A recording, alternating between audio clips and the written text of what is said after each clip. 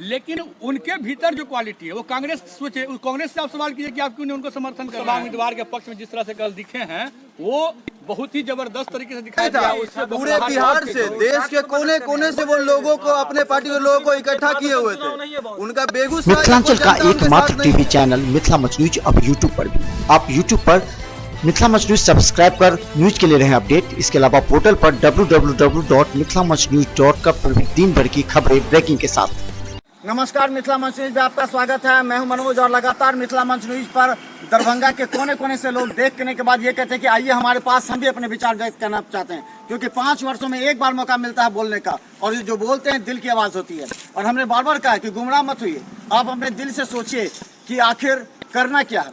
अगर वोट डालना है तो किस मुद्दे पर डालना है, किसे देना। लेकिन आज जो टॉपिक है वो काफ़ी गंभीर है। जब पूरे आप 20-25 मिनट का यह कार्यक्रम आप लगातार देखिए, क्योंकि आपको पता लगेगा ये जो आज का टॉपिक है वो गंभीर इसलिए है कि पूरे देश की नज़र सिमटकर बेगूसराय आ गई है। आखिर क्यों? कन्हैया कुमार, आखिर उसमें क्या है, क्या गुण है? आखिर कन्हैया कुमार के साथ पूरे जो विपक्षी दल हैं वो जिताने का प्रयास कर रहे हैं और दूसरी तरफ उसको हराने के लिए एनडीए लगे हुए है।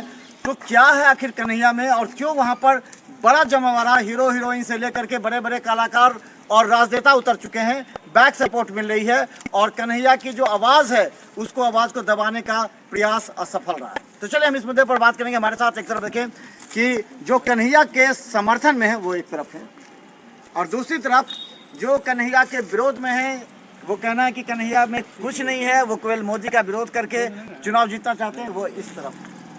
और आज इसी पर हम एक चीज़, संदीप जी, कन्हैया आखिर इतना क्यों हाईलाइट हो गया है? उसके अंदर गुण क्या है? यूपीएससी कर लेता, रिसर्च कर लेता, साइंटिस्ट बनता तो होता।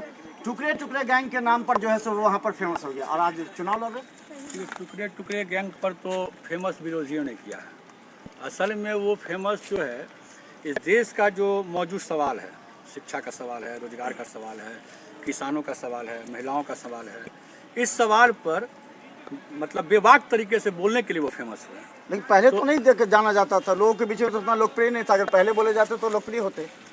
असल बात है कि जब आप बोलने पर रोक लगाते हैं और वो संघर्ष तेज होता है तभी लोग फेमस होता है। तो 2015 में वो अध्यक्ष बने और अध्यक्ष बनने के बाद 2014 के बाद जिस तरह से भाजपा ने वादा करके सरकार में बहुमत हासिल किया और उसके बाद धीरे धीरे जिस तरह से उन्होंने संस्थानों पर हमला शुरू किया और इसके खिलाफ जब वो बोलना शुरू किए तो जाहिर तौर पर बोलने वाले लोग फेमस होंगे ही। यही है मुद्दा, यानी उसके अंदर कोई गुण नहीं है, लेकिन इतने लोग उसको इस मुद्दे पर क्या आप ऐसे बातों को टालिए मत। गुण है तब तो बोल रहा है ना, गुण है तब तो विरोध कर रहा है। एक सवाल ये है कि अगर उसमें टैलेंट होता तो यूपीएससी कर लेता, वो रिसर्च कर लेता,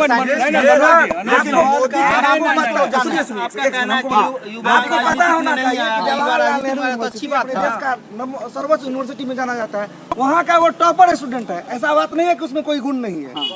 लेकिन जाना तो गया है मोदी के खिलाफ बोलने पर ना, पता होना चाहिए। मोदी के खिलाफ ना बोलेगा, सरकार में जो रहेगा उसके खिलाफ ना बोलेगा। जाना गया मोदी के खिलाफ बोलने पर। अरे मोदी के खिलाफ बोलने के साथ साथ प्रधानमंत्री है मोदी, तो हम पूछेंगे राहुल गांधी से। युवाओं के सवाल पर राहुल गांधी क्या इस तरह से वादे किए गए। नहीं, हम ये नहीं करना चाह रहे। हमारा बात को बहुत ज्यादा गंभीरता सुनिए। हम लोग पूछते हैं आखिर कन्हैया कुमार को किस लिए लोग जानते हैं, किस लिए आप जानते हैं, ये बताइए। आपसे पूछेंगे किस लिए जानते हैं कन्हैया कुमार को?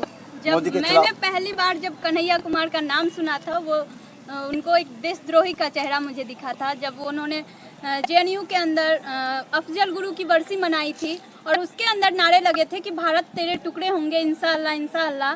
इस तरह के जो भी नारे लगे, उसके बाद जो फेमस हुआ टीवी ये सब, उसके बाद ही हम लोगों ने कन्हैया को जाना। उससे पहले कोई भी कन्हैया को नहीं जानता था।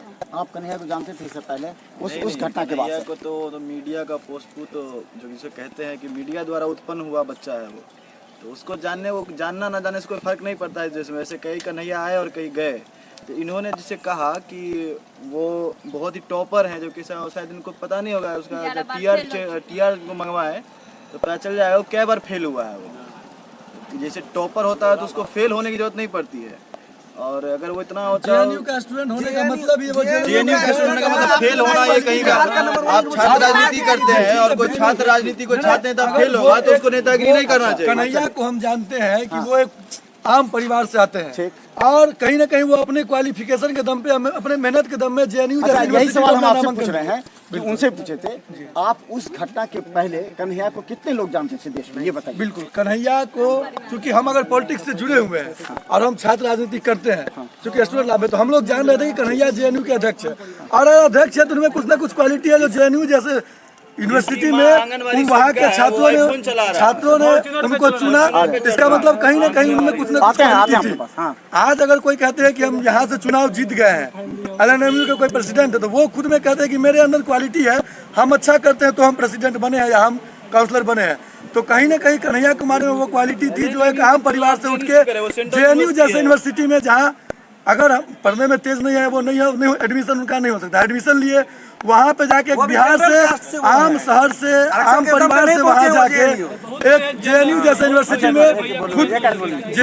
यूनिवर्सिटी में खुद को अध्यक्ष पद पे के लायक वहाँ उन्हें समझे।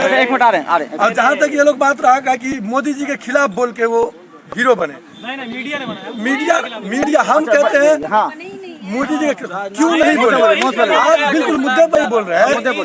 मोदी जी के खिलाफ हम भी बोलेंगे। अब इन लोगों का मोदी जी के खिलाफ बोलना देशद्रोही है, हम भी देशद्रोही है।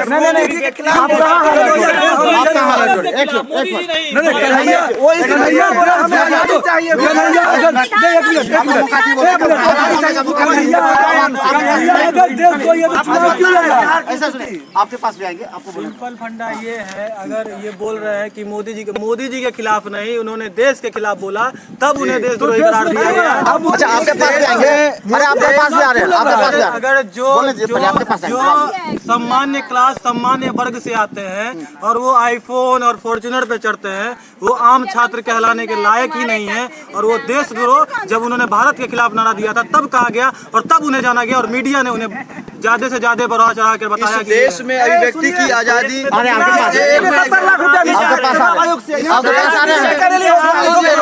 अरे सुनिए ना, अरे आने दीजिए, आपके पास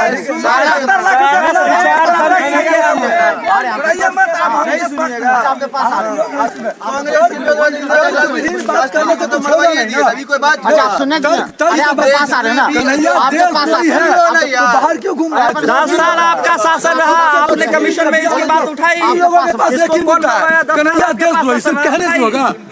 कहाँ तो कहाँ घूम रहे हैं? आपका सरकार का 5 साल क्या किया? चुनाव से पहले वो कहाँ थे? चुनाव से पहले वो कहाँ थे? चुनाव से पहले बेगूसराय नहीं दिखा? बेगूसराय की जनता मर रही थी, नहीं दिखा? बनारस से पहले मोदी कहाँ थे? बनारस से मोदी पहले कहाँ थे?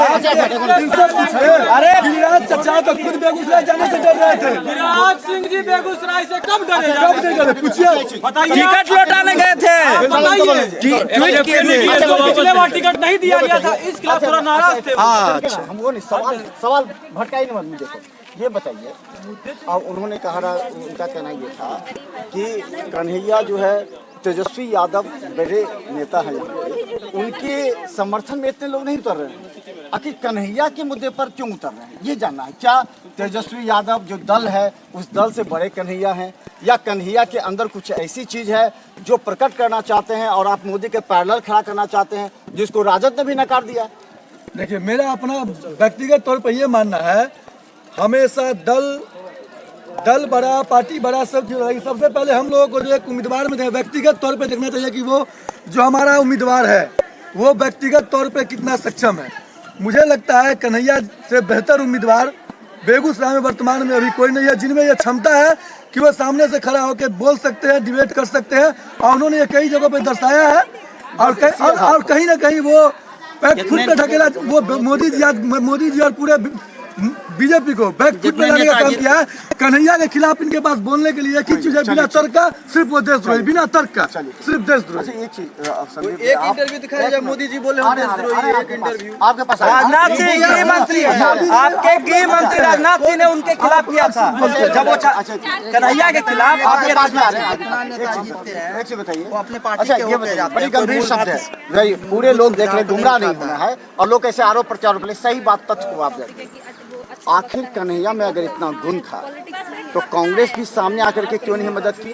क्यों नहीं राष्ट्रीय जनता दल महागठबंधन उनके साथ आए? क्यों वो 22 दल का जो गठबंधन है वो नहीं आ रहे हैं? सब कह रहे हैं कि हमारा नैतिक समर्थन है, लेकिन कन्हैया के साथ ये लोग नहीं उतर के कश्मीर से आ रहे हैं। तो कश्मीर से बुलाने का क्या तुक है? बॉम्बे से बुलाने का क्या तुक है? दो तीन बात है चुनाव में, दो तीन बात है। एक है कि एक राजनीतिक मान लीजिए कि राजनीतिक पार्टी की अपनी समझ है कि राजनीतिक लड़ाई हो सकती है, तो राजनीतिक लड़ाई में अब राजद उसको समर्थन नहीं कर रहा है, कांग्रेस उसको समर्थन नहीं कर रही है, ये एक अलग बात है, ये एक अलग बात है। लेकिन सवाल है कि कन्हैया के भीतर जो क्वालिटी है, जिस क्वालिटी को उन्होंने दिल्ली में दिखाने का काम किया और देश स्तर पर एक वोकल आवाज़ के रूप में उनको जाना जाता है, तो उनके समर्थन में आप स्टार प्रचारक जो भाजपा हो, चाहे कांग्रेस हो या जदयू हो या आरजेडी हो, वो स्टार प्रचारक को जो फिल्मी एक्टर हैं उनको पैसा दे करके अपना स्टार प्रचारक बनाते हैं कि वो हमारे लिए काम करे।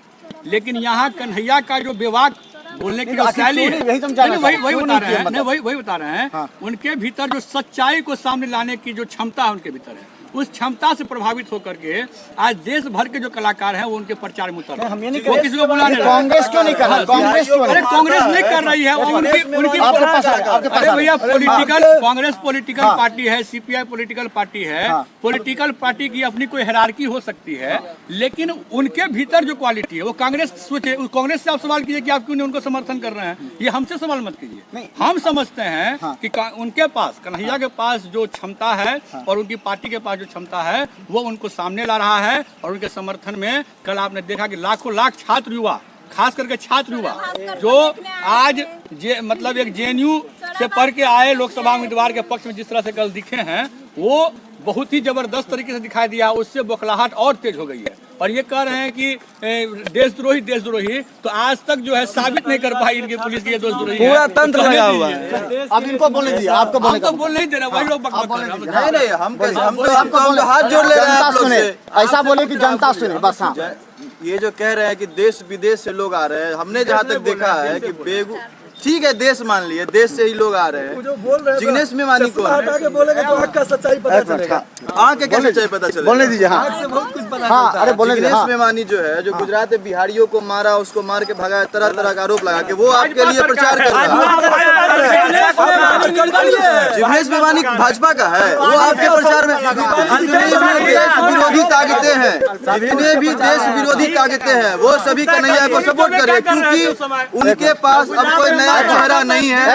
कांग्रेस के राहुल गांधी किसी काम के नहीं है। दूसरी बात, स्वरा भास्कर, इन्होंने कहा कलाकार, स्वरा भास्कर क्या थी?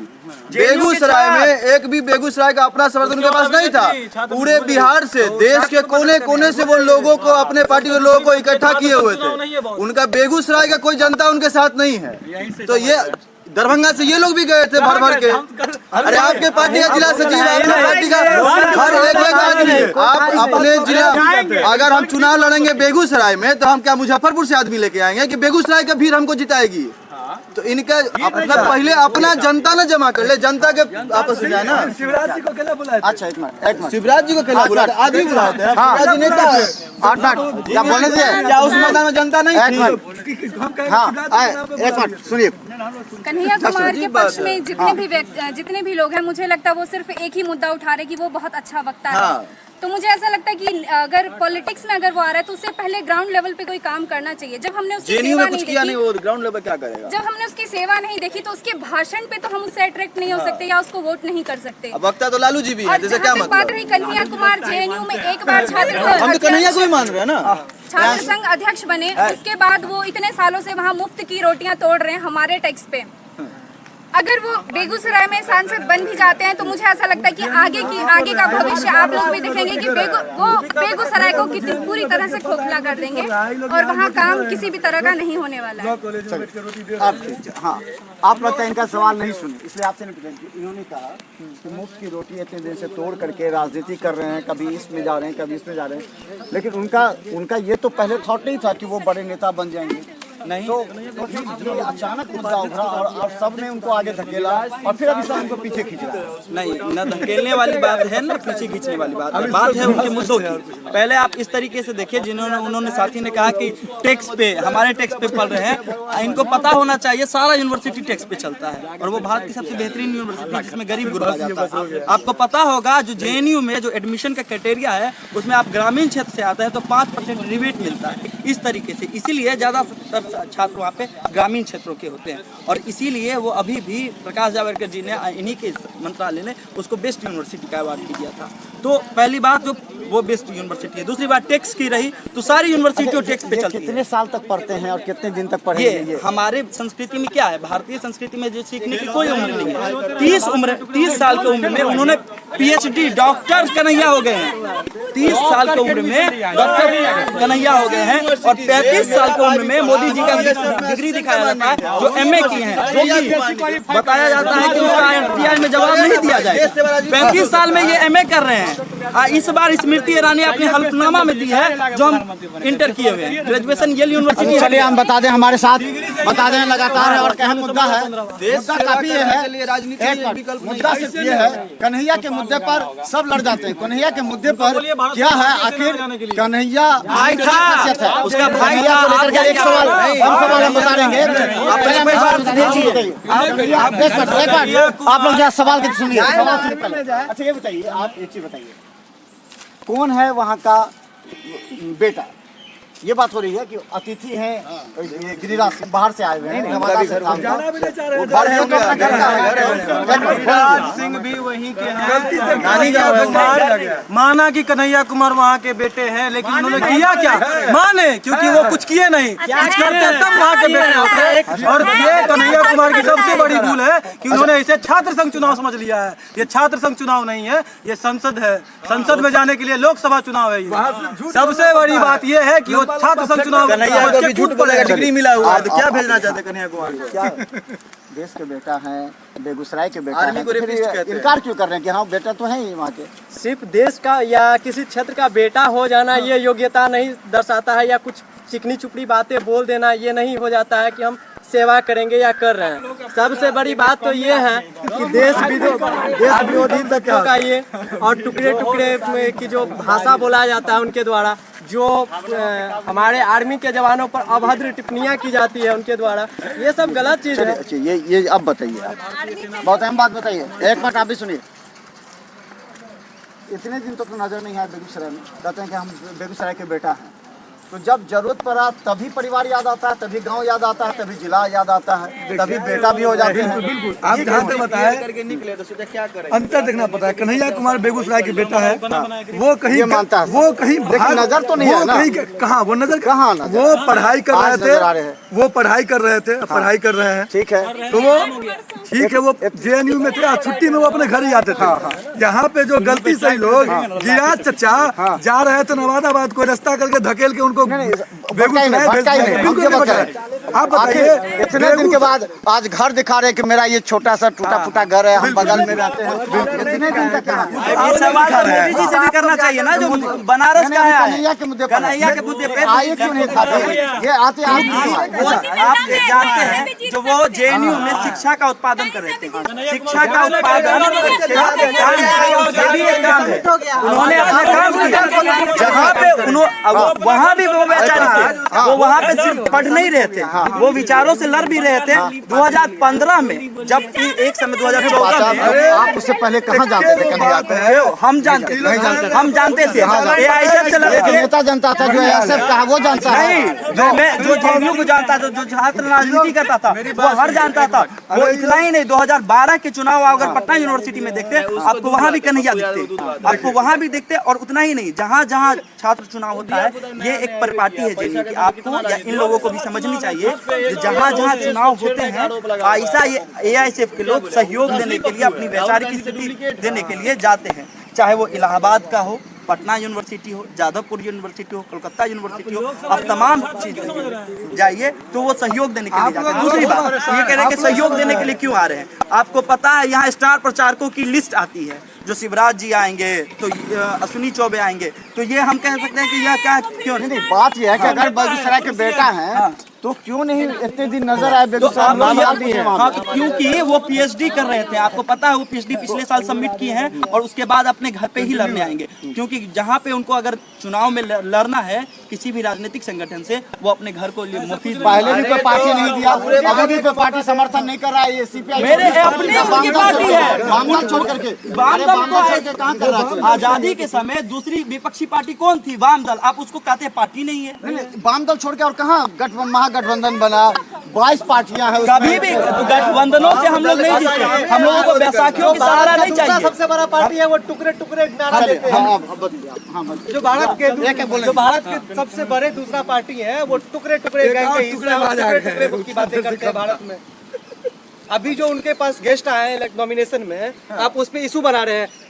पब्लिक को नहीं पता है कन्हैया कुमार के नॉमिनेशन में कितने वो बाहर के आदमी आए थे? क्या वो सब बेगूसराय के थे? आप लेट से आए इसलिए वो जानकारी नहीं। बहुत बात हो चुकी है। आप लास्ट में आए ना।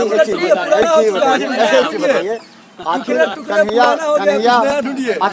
में थोड़ा ढूंढ के क्या खासियत है? कन्हैया में क्या खासियत है? एक मिनट, कोई खासियत नहीं है, कोई खासियत नहीं है। हम चाहते हैं कि भारत का युवा जागृत हो, चाहे वो कन्हैया कुमार हो तो कन्हैया या तो जगा रहा है, बाबू हो या जो कन्हैया भी तो हो। जगा रहा है ना सबको। लेकिन कन्हैया कैसे जगा रहा है ना? जगना कैसे है? सार्थक रूप से जगिए, अब जगिए सार्थक रूप से। अभी बता दे, दरभंगा में भी 50% युवा कहता है कि जो कन्हैया को वोट देंगे या कन्हैया को चाहते। दरभंगा की बात कर रहे हैं। आखिर युवा भैया दरभंगा दरभंगा मेरा भी घर है, दरभंगा का मैं भी हूँ, युवा जोश में युवा है। मैं भी हूँ। युवा जोश में है उसके प्रति। ये बताइए, हम बता दें आज भी यहाँ के जदयू के जो युवा हैं वो लोग जाग गए थे नॉमिनेशन में। वो लोग कहते हैं कि कन्हैया जो है सो प्रेरणादायक है और प्रोत्साहन करता है। निश्चित तौर पर उनकी आवाज में दम है। निश्चित तौर पर जो राजनीतिकरण हो रहा है उस राजनीति में संसद में एक बंदा कहता है कि मेरा पार्टी है, हम अपना पार्टी निष्पक्ष काम करेंगे, और कल के डेट में वही कहते हैं ना हम तो तुम्हारे साथ हैं, तुम जो करोगे तुम्हारे। अच्छा एक चीज बताइए, अगर एक कन्हैया चला जाएगा संसद में तो कम से कम मोदी जी को तो जवाब देगा ना। हम क्या कह रहे हैं, एक कन्हैया के जाने से नहीं होगा। हम चाहते हैं कि भारत का हर युवा आगे बढ़े, हर युवा आगे बढ़े और देश के लिए सोचे। एक युवा आगे बढ़ रहा है, काम करे। एक युवा बढ़ रहा है, एक युवा बढ़ रहा है, वो भी छात्र संघ का नेता है। एक ही युवा क्यों बढ़े? एक ही युवा बढ़ने से क्या होगा? हम तो चाहते बहुत सारे युवा बढ़े। अब अंतिम सवाल हम बता दें, हमारे पूरा कार्यक्रम में अब अंतिम सवाल चाहेंगे। एक आदमी इधर से बोले, एक आदमी बस ये बताइए कि अगर कन्हैया हारता है तो उसकी जिम्मेवारी किसकी होगी? महागठबंधन नहीं करेगा तो अगर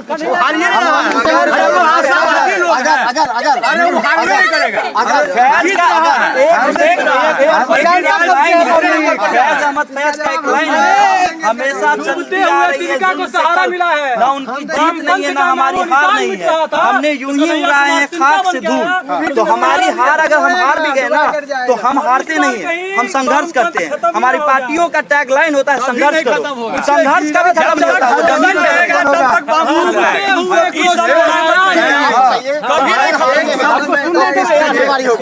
क्या महागठबंधन एक नहीं? पार्टी हित सबसे ऊपर उठ के व्यक्तिगत हित पे वोट होगा और कन्हैया कुमार जीतेंगे। इन लोगों से पूछिए गिरिराज चाचा तो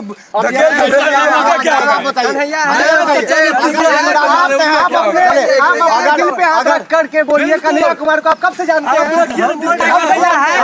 कब से जानते हैं? कौन हमको पिछले 5 साल में आपका क्या सरकार करा? जेल में डाल देता नहीं हो पाया। सुनिए, हार्दिक पटेल इसलिए चुनाव नहीं लड़ पाए क्योंकि उन पे देशद्रोही के आरोप था, लेकिन उन पे नहीं था। चुनाव आयोग चीजों को संज्ञान लेता है, हर कोई चुनाव नहीं लड़ सकता। उम्र उसका सही हो, वो भारतीय हो, तो इन सब चीजों पे अगर वो उतरे हैं तो कब आए हैं चुनाव? आप सवाल देशद्रोही मत अगर गिरिराज सिंह हारते हैं तो कन्हैया को बताइएगा कि कन्हैया मुद्दा था, या फिर आप ये कहिएगा कि सारे पार्टी मिलकर के कन्हैया को जिताने के लिए? हार का जिम्मेदार एक ही शख्स होगा, वो है सिर्फ और सिर्फ गिरिराज सिंह। गिरिराज सिंह हारने के बाद किस पर होगा? वो हारेंगे ही नहीं। उसका सबसे बड़ा इस तरह से ये बोल रहे हैं सामने वाले कि कन्हैया कुमार नहीं हारेंगे, उस टाइप से प्रिडिक्शन कीजिए। गिरिराज जी भी नहीं हारेंगे। गिरिराज सिंह जीत रहे हैं।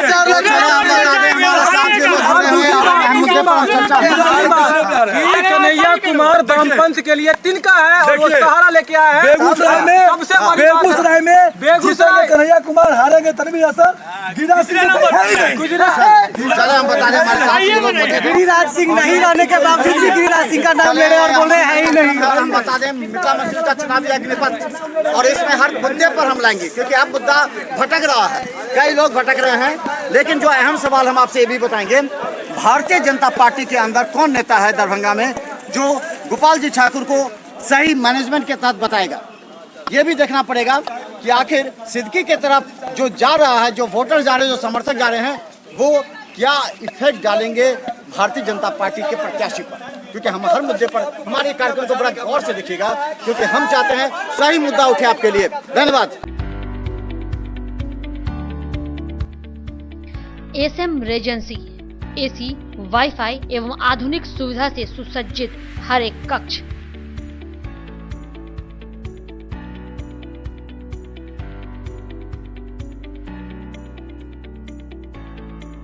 सहित बेकरी के कई आइटम उपलब्ध।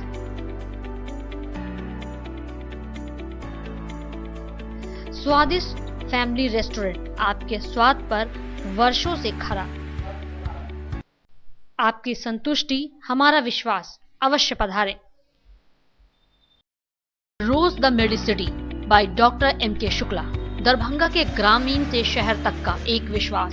रोज द मेडिसिटी, इमरजेंसी, शिशु एवं सामान्य के साथ हर चिकित्सीय व्यवस्था। संपर्क करें Rose the Medicity, Digghi west, Bisartola, Darbhanga. Paras hospital, Mithilanchal का गौरव।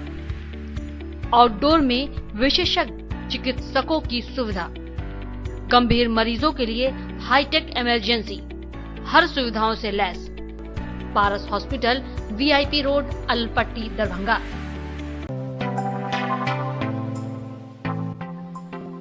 Metro test tube baby centre, Bakarganj, Darubhatti Chowk के आगे, बिहार स्टेट हाउस के सामने। बिहार का पहला अत्याधुनिक IVF लैब दरभंगा में।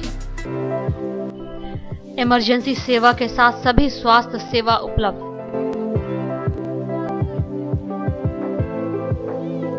संपर्क करें metro test tube baby centre. Manners public school, Dilawarpur, Darbhanga. Affiliated to CBSE अब 10+2, न्यू दिल्ली। CBSE नई दिल्ली से 10+2 स्तर तक मान्यता प्राप्त एक आदर्श विद्यालय। कई प्रकार के खेलकूद की उत्तम व्यवस्था। अनुभवी, ट्रेंड एवं योग्य शिक्षक।